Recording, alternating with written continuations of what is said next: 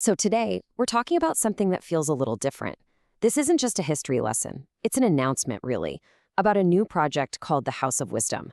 And it's a response to a crisis that's happening right now, a crisis that argues the biggest threat to what we know isn't ignorance, it's something way, way sneakier. Just think about that for a second. For maybe the first time in human history, the biggest danger to knowledge isn't that people don't know things. It's that we've handed over the job of remembering to our phones, to our devices. We've outsourced our own memory. And that, well, that changes everything. So, what does this new kind of loss actually look like in the real world? Let's dive into what's being called the crisis of outsourced memory. Okay, this is a really critical distinction we have to make. On the one hand, you've got data. Data lives on a server somewhere. It's all about searching, quoting, finding a fact when you need it. But knowledge is different. That lives inside a human mind. It's about explanation, understanding the why, and maybe most importantly, it comes with responsibility. The scary part is we're becoming absolute masters of data, while we might be losing our grip on actual knowledge. Now, this is especially huge for a tradition like Islam because it was always rooted in the human element. The entire system was designed to be a living, breathing thing, to live in people's memories, to be passed down from teacher to student in circles, and to be carried as a personal responsibility. It was never, ever meant to just be a database you look up. So what do we do about it? Well, that's where the House of Wisdom project comes in. It's a modern response to this very modern problem.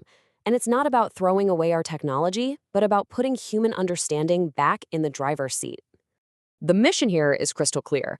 This is not about digitizing Islam. It's pretty much the exact opposite. The whole point is to create a master map, a framework that makes sense of the whole thing, so that the core of the tradition can be truly internalized, memorized, taught, and lived out, even if the entire internet went dark tomorrow. I love this analogy. The project is meant to be an Islamic compass, not an Islamic Wikipedia. What does a Wikipedia give you? An endless, fragmented rabbit hole of files and links. But what does a compass do? It gives you direction. It gives you a master map so you can actually navigate the landscape, not just look up random street names. All right, so how does this compass even work? It all starts with understanding the basic structure of Islamic knowledge, which you can think of as three concentric circles. Right at the very center, the core, you have Quran. That's the root. The next layer out is the Hadith, which is like the official explanation layer. And that final outer ring, that's the scholars and their methodology, which gives you the system for understanding the first two.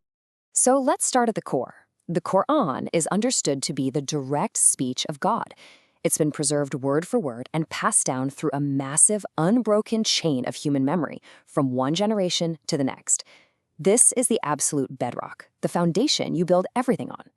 And this is why that whole outsourced memory thing is so dangerous. The idea here is simple. If the Quran is no longer memorized, if it stops living in the hearts of people, the whole structure just crumbles. It doesn't matter if there are a billion digital copies on servers.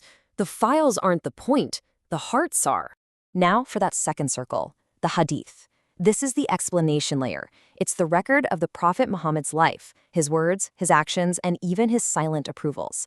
And the system is incredibly detailed, breaking it down into what he explicitly said, what he did, what he allowed, and even a special category where the meaning comes from God, but the wording is from the Prophet himself. Okay, so you've got the root text, and you've got its explanation. But how do you interpret them correctly? How do you put it all together?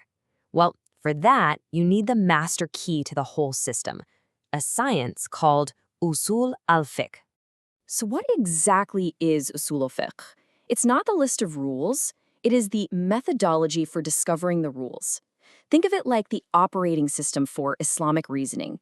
It's the science that tells you how to weigh different pieces of evidence, how to decode the nuances of the language, and, this is crucial, how to tell the difference between something that's certain and something that's just probable. It starts by tackling some massive foundational questions. And the first one is simple but profound. Who is actually qualified to dive into these texts and speak on matters of law?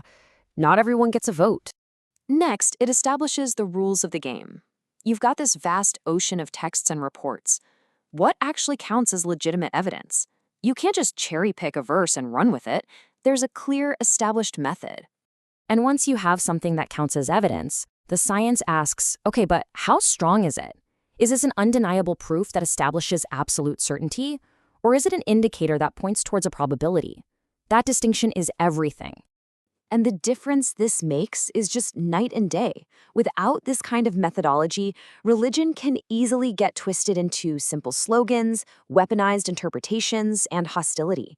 But with it, you get a system that respects certainty, that preserves mercy, and that truly honors the human intellect as a gift. Which brings us full circle right back to our main theme. This entire beautiful, complex structure we've just walked through, it's all designed to be run by humans. It's all about the journey from data on a screen to real knowledge in the heart.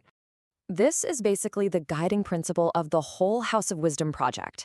It's a simple test, a gut check, really. Can you explain this idea from your own memory without having to look it up? If the answer is no, then you have access to data, but you don't actually possess knowledge yet. True knowledge has to be inside you. So, what's the right role for technology in this whole vision? It's not about being anti-tech, not at all. It's about giving everything its proper job. AI is fantastic at storing, organizing, and assisting. But it is the unique role of humans to memorize, to internalize, and most importantly, to transmit that living knowledge to the next generation. They're complementary roles, not competing ones. And this all boils down to a pretty direct invitation, a call to action for every single one of us. It's a call to return to learning in circles, with other people, to seek out real living teachers, to start prioritizing our own memory over our search bars, and ultimately to accept the personal responsibility of carrying this knowledge forward. You know, everything in our modern world is pulling us towards outsourcing our memory. The path of least resistance is to just let the machine know for you. So the real question this leaves us with is a personal one. In a world that is constantly pulling you in that direction, how will you consciously choose to resist that pull and make knowledge truly your own?